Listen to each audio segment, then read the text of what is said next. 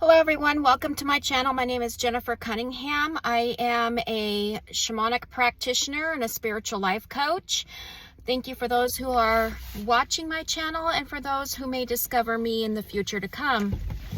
I wanted to do a little briefing because I realized in my video that I had done about my life experiences with the mirrors, I think it's the third segment of my life story, I didn't really cover any more information about it. And I was like, oh, there might be a lot of people out there that are kind of freaked out about mirrors now.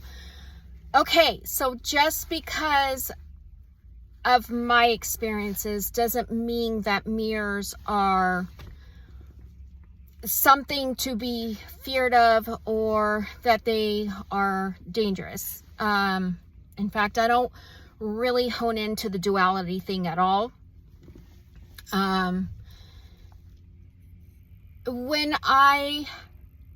With the mirrors that I have in my home now, I sage them. This is what I do. I don't say what others should do.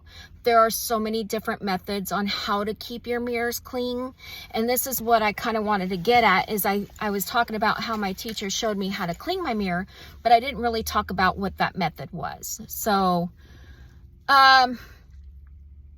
So I'm just going to share what I do, but I'm sure there's so much information on it out there, that different methods. And honestly, I'm all about just following your heart and how to keep your own mirrors cleansed.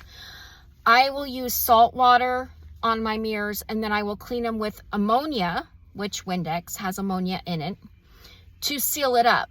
And then I always draw the pentagram on my mirror because it is a protection. It's all of the elements plus spirit. So I'll use that because it means something to me, but you can use any symbol. You can even use the cross. Whatever has significant meaning that you truly believe and have faith in, you can use that symbol. So I'll just run my finger over the mirror and draw the symbol. And then I'll sage it. When I'm saging the house, I'll sage it. And it really doesn't take a whole lot to keep a mirror clean. I choose not to keep antique mirrors in my home. I have newer mirrors. However, having an antique mirror is not a horrible thing. You can keep it cleansed. A lot of practitioners use mirrors for a lot of good things within the spiritual work. So I don't want people to get the impression that it is a negative thing when it's not. I just was learning how to set boundaries at this time. It was very important for me to learn this before going forward on my path. And so there was all these occurrences. And I really feel that spirit guides us through situations and experiences to help us to gain these skills and understandings to help us move forward, especially for ones that have a lot of spiritual work to do in the future. But I don't claim to know everything either. There's no black and white. There's no definite. It's what we know in the moment from our experiences that we go through. Or the people that come in our life, or spirit that brings messages. I mean, it's an array of things that happen at once that brings that understanding. So I just didn't want people to be like, oh my God, I got an antique mirror in my house and, panicking. And I was just thinking about it yesterday. And so I wanted to come on here for a short little video to explain that. I know that there's lots of mirror type practices and rituals that are used for good. And honestly, in visualization, I use mirrors for protection to shield myself. So I'll bring down white light, and then I'll bring down indigo light around the white light over me. And then I will visualize mirrors facing on the outside. So whatever's projected towards me comes back to the person that's kind of like throwing shade, even if they're not aware of it. Because oftentimes, if we're feeling angry with somebody, or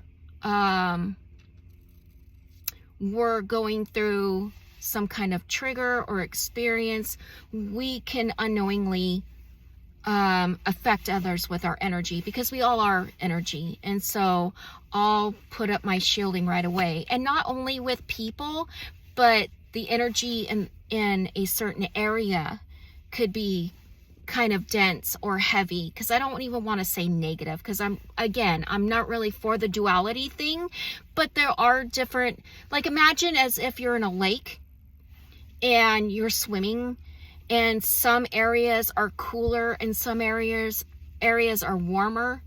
It's kind of like that.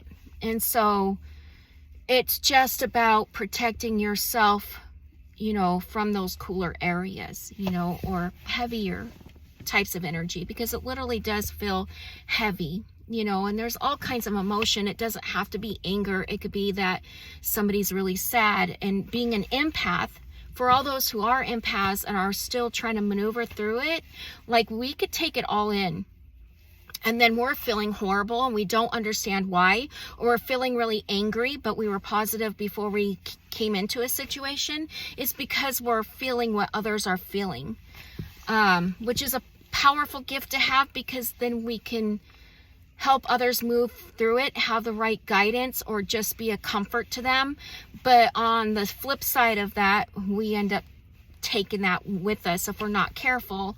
So yeah, I just wanted to bring that up, you know, just a little ditty to add to this last video, so that, you know, others aren't a little nervous about having mirrors in their home in general. There's actually a lot of good things about them too.